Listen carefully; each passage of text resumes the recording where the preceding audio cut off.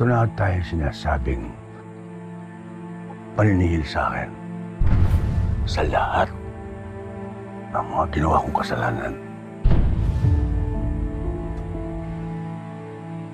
William, hindi pa kumpirmado ang cancer.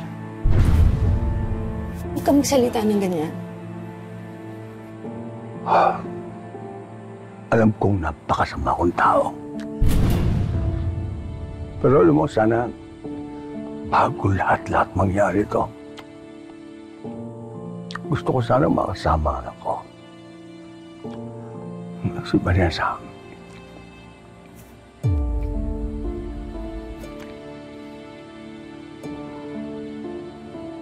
Magpahinga ka muna.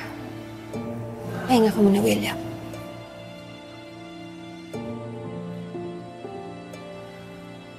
Chloe! Labas mo na ako. Alvaro! Alvaro!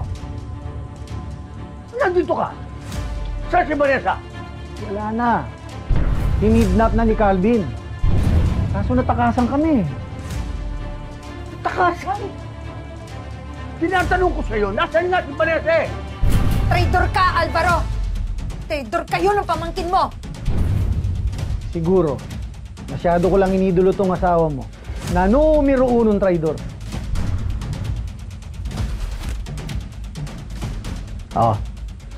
Paalam na kayo sa anak nyo. Vanessa, anak! Gawin mo na ba? Ligtas mo yung sarili mo! Tumakas ka na! Bilisan mo, Vanessa! Tumakas ka!